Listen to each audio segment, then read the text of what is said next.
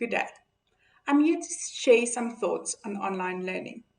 I've recently read an article that was sent to me by a colleague, and it summarized the current situation of the education system in South Africa perfectly.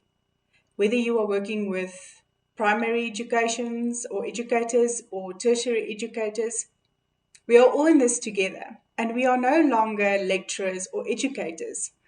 As the article said, we are MacGyvers, having to impose and introduce quick solutions in a less ideal circumstances. And it summarized everything for me perfectly because that is what the current situation is. We are improvising, we are introducing very quick solutions to this big problem that we are currently facing.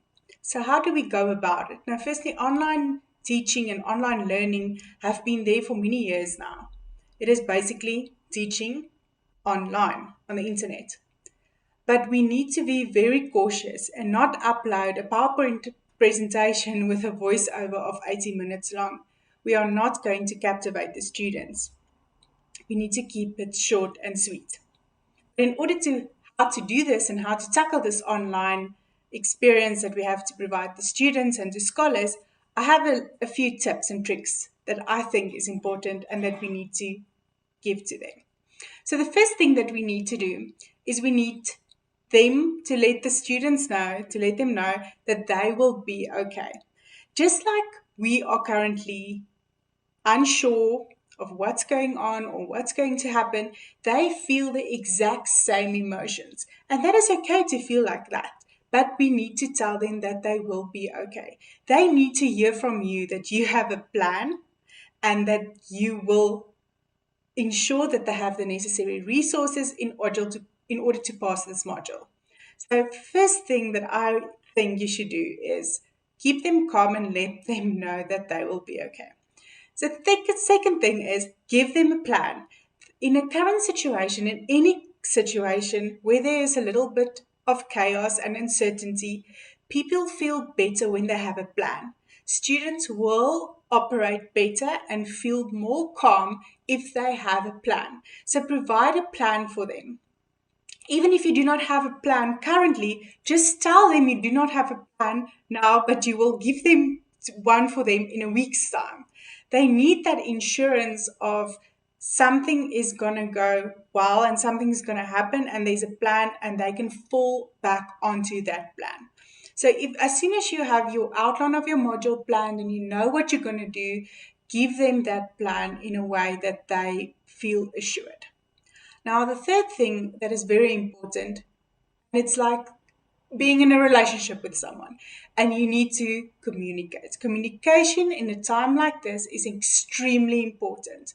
They are like a sponge looking for communication. They need communication from you. And this is not a time to load everything up, your whole plan, all your videos, all your notes, and say, go on. You need to communicate with them on a weekly basis at least. Remember in the time back in the days when we actually gave class, it felt like years ago. And after class, the student will approach you at the lectures bank and they will ask you a bunch of questions. Now that situation is gone. They do not have that ability anymore to do that. So you need to communicate to your students, whether it is on the LMS system, which is in Fundi, or whatever communication grounds you would have, but you need to incorporate communication. Now, there's a few ways that you can do this. You can do it via Ifundi, and remember about the chat section. Ifundi has that chat where you can actually communicate with them in a chat room. That is very cool. If you can tell them, listen, I will be available 2 hours a day on the chat room, they can ask you a bunch of questions. Or you can open Ifundi forms for them so they can communicate with one another as well. This is also a very important tool that we need to establish with them, is the students can communicate with one another. And that's also another form of learning. You can communicate via WhatsApp, so you can create WhatsApp groups. Remember, WhatsApp has that function where you can say, right, only admins can comment, so then you don't necessarily have the students commenting on your comments as well. And you can link them, either you can add them just via a link. But Facebook is limited until up, I think, 200 and something participants on a group, where Telegram, that new communication app, that is open for up to 200,000 individuals. Then things that I introduce currently as well is Facebook. Now, Facebook is old school, I know, but what makes it nifty in terms of communication is that you can set it on no data. So if you Facebook can operate on your phone, the app can operate without using any data, but that is specifically if there's a text only communication system. So as soon as there's a video or a photo, then it requires data. But if it's text only, it does not take up any data. That is a very nice thing to do. So for key communications, look on your Fundi, there's a quiz or there's a new video that has been uploaded. You can tell them on Facebook as well, so they can make sure they are not missing any key communications on your Fundi because they do not have internet access.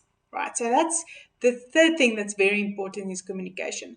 The last thing that I want to point out is less is more and more is less. Now, less is more. What I mean with that is specifically video and audio.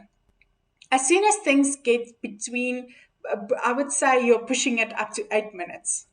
If something exceeds that time frame, you are going to lose someone's attention. So try to keep it to basic concepts, key concepts, and explain it, chop it up, and only do key concepts. And then more is less, and give them all the information that you have. Give them the slides, give them notes, give them an additional framework from how to handle a certain chapter. Tell them which chapter you are doing, give them a reference, but you needed to do it in a structured way. Give them a plan for each chapter. We are going to do chapter 2. This is the basic content that you need to do. Insert a little voice note that you explain a certain concept. Then insert a link to a video. Keep it under 8 minutes. And then a little bit of text. Give it a little bit of a variety because they need to sit and do it on their own. There's a lot of modules. There's a lot of talks. There's a lot of text going on. So do a little bit of a variety and keep it short. Keep the videos and the voice notes short. A lot of information is good. They need to have all the information that they can, but just provide it in a structured way.